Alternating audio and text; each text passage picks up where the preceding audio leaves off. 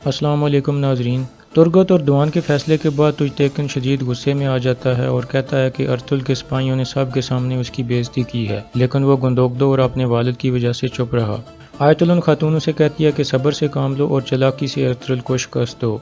दूसरी तरफ हाइमा खातून तुर्गत और दुआन के फैसले से नाखुश होती हैं और उन दोनों को बुरा भला कहती हैं। तुर्गत कहता है कि अर्तुल के साथ अच्छा नहीं हुआ, इसलिए हमने ये फैसला किया है, जबकि हाइमा खातून कहती हैं कि ऐसा करके उन्होंने कबीले की रवायात को तोड़ा है। कुछ देर बाद अर्तुल कबीले में वापस आ जाता है और कबीले के हकीम से अपने हाथ पर नई पट्टी बंधवाता है और उससे पूछता है कि मेरा हाथ कब तक इस काबिल होगा कि तलवार पकड़ सके।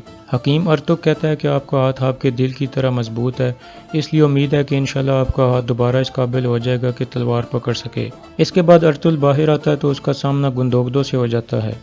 गुंदोगदो उसे तुर्गत और दुआन के बारे में बताता है और कहता है कि तुम्हारे सिपाही भी तुम जैसे हैं और सब मुसीबतों की जड़ तुम हो। जिस पर अर्तुल कहता है कि मैं कबीला छोड़कर चला जाऊंगा, जिस पर गुंदोगदो कहता है कि सब मुसीबतें तुमने पैदा की हैं और अब यहाँ से जाने की बात कर रहे हो, इसलिए तुम कहीं जाने की बजाय हलीमा के पास जाकर वक्त गुजारो।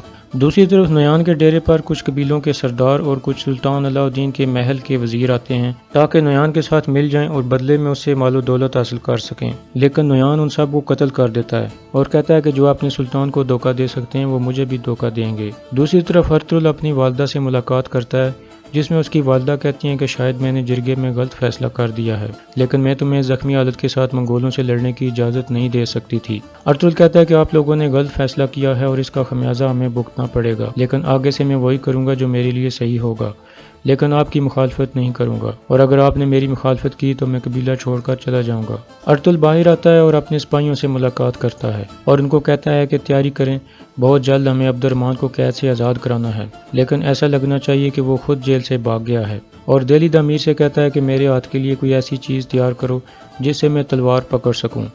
दिल्ली अमीर कहता है कि मैं एक लोहे का कवर बनाऊंगा जो बहुत मजबूत होगा और उसकी मदद से आप तलवार पकड़ सकोगे। इसके बाद अर्तुल जेल में अब्दुर्रहमान से मिलने जाता है और उसे कहता है कि बहुत जल्द हम तुम्हें आज़ाद कराएंगे और फिर मैं तुम्हें नुयान के पास भिजवाऊंगा ताकि तुम उसके खुफिया कामों के बारे में मुझे इतला दे सको। इसके बाद अर्तुल वापस अपने खेमे में आता है तो उसका सामना गोकचे से हो जाता है। गोकचे कहती है कि मुझे आपके हाथ के बारे में बहुत अफसोस है और जिरगे में जो फैसला हुआ वो भी बहुत गलत था, जिस पर अर्तुल उसका शुक्रिया अदा करता है, लेकिन फिर गोकचे उसका हाथ पकड़कर चूमना शुरू कर देती है, जिस पर अर्तुल गुस्से में आ जाता है और उसे कहता है कि मैंने तुम्हें 2 साल पहले बताया था कि हमारे दरमियान कुछ भी नहीं हो सकता और तुम ऐसा कैसे सोच सकती हो। इसके बाद अर्तुल अपने खेमे में जाता है और अपने जख्मी हाथ से एक धागे के बाल से प्रैक्टिस करता है। हलीमा कहती है कि गोकचे अभी भी तुमसे प्यार करती है और अंदर ही अंदर मनसूबा बंदी करती रहती है। दूसरी तरफ गोकचे बाहर जाकर रोना शुरू कर देती है।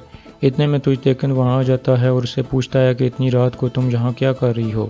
गोकचे कहती है कि मुझे नींद नहीं आ रही थी और समझ नहीं आया कि मेरे साथ क्या हुआ है, जिस पर तुजतेकन उसे सहारा देने की कोशिश करता है और यूं दोनों के दरमियान दोस्ती की शुरुआत हो जाती है और यहाँ पर इस किस्त का इख्तिताम हो जाता है।